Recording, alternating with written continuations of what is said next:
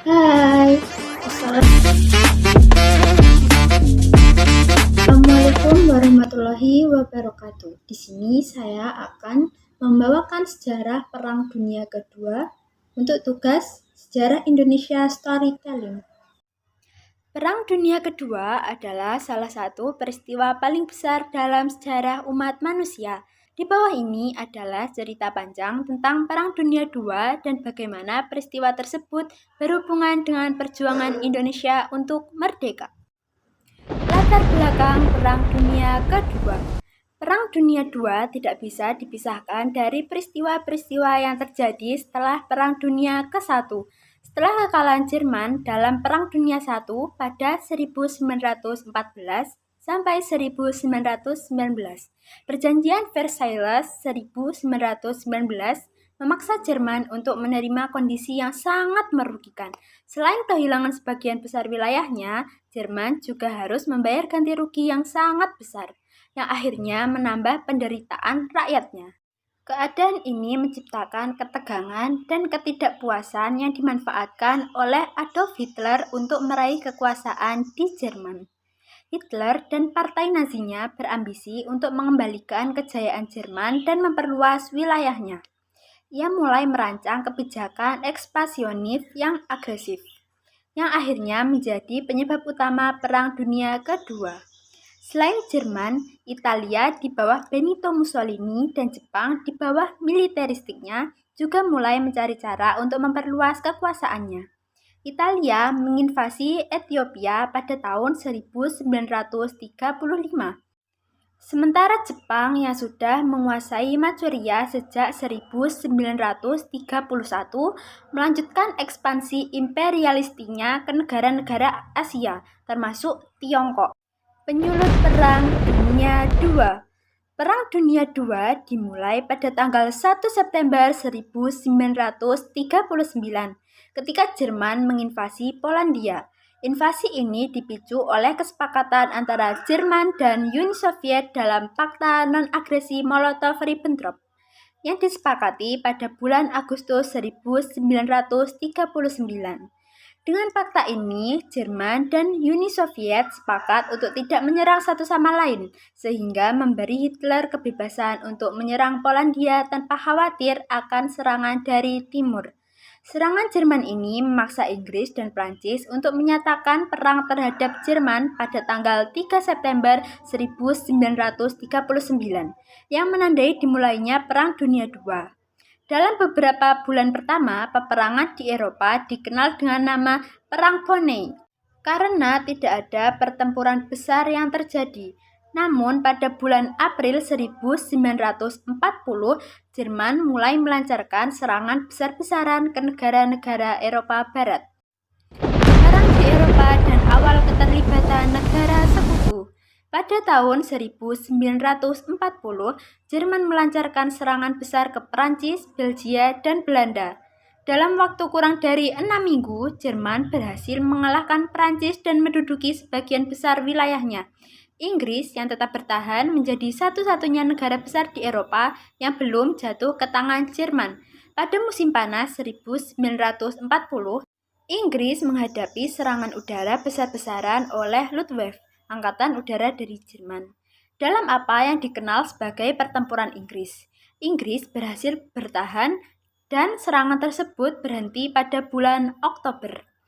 Pada saat yang sama, di timur, Uni Soviet yang awalnya bersekutu dengan Jerman melalui Fakta Molotov-Ribbentrop mulai menghadapi ancaman Jerman. Pada bulan Juni 1941, Hitler melancarkan Operasi Barbarossa, serangan besar-besaran terhadap Uni Soviet.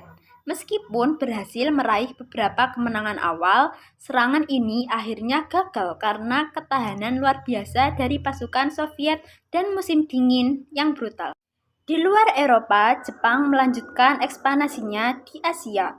Pada tahun 1937, Jepang menginvasi Tiongkok, memulai Perang Tiongkok dan Jepang kedua. Jepang kemudian memperluas kekuasaannya ke kawasan Asia Tenggara dan Pasifik. Pada 7 Desember 1941, Jepang menyerang pangkalan militer Amerika Serikat di Pearl Harbor, Hawaii, yang akhirnya mendorong Amerika Serikat untuk bergabung dalam perang. Masuknya Amerika Serikat dan perubahan arah perang. Serangan Jepang di Pearl Harbor pada tahun 1941 membawa Amerika Serikat secara langsung terlibat dalam Perang Dunia II. Pada 8 Desember 1941, Presiden Franklin D. Roosevelt menyatakan perang terhadap Jepang. Pada 11 Desember, Jerman dan Italia yang merupakan sekutu Jepang menyatakan perang terhadap Amerika Serikat. Dengan masuknya Amerika Serikat, kekuatan sekutu menjadi jauh lebih besar. Amerika Serikat memberikan bantuan besar kepada Inggris, Uni Soviet, dan negara-negara sekutu lainnya dalam bentuk pasukan senjata, persediaan, dan personel militer. Salah satu titik balik besar dalam perang ini adalah pertempuran Stalingrad pada 1942 sampai 1943, di mana pasukan Jerman lainnya akhirnya kalah dari pasukan Soviet setelah pengepungan yang sangat panjang dan brutal. Kemenangan Soviet ini menandai perubahan besar dalam arah perang di Eropa. Tahun 1944, Sekutu mulai melancarkan serangan besar untuk merebut kembali wilayah yang diduduki Jerman. Pada bulan Juni 1944, Sekutu melaksanakan invasi besar-besaran ke Normandia, Prancis, yang dikenal sebagai D-Day. Invasi ini membuka jalan bagi pembebasan Prancis dan akhirnya mendorong Jerman untuk menyerah. Perang Pasifik dan kekalahan Jepang. Sementara itu, di kawasan Pasifik, Amerika Serikat berjuang melawan Jepang dalam serangkaian pertempuran yang sengit. Salah satu titik balik penting adalah pertempuran Midway pada Juni 1942, di mana Amerika Serikat berhasil menghancurkan sebagian besar armada Jepang. Setelah itu, Amerika Serikat melakukan serangan balik besar-besaran, merebut kembali wilayah yang diduduki Jepang di Pasifik. Pada bulan Agustus 1945, Amerika Serikat menjatuhkan 2 bom atom di kota Hiroshima dan Nagasaki, yang memaksa Jepang untuk menyerah pada 15 Agustus 1945. Penyerahan Jepang menandai berakhirnya Perang Dunia II secara keseluruhan dan perjuangannya untuk merdeka. Perang Dunia II memiliki dampak besar bagi Indonesia, yang pada saat itu masih merupakan koloni Belanda.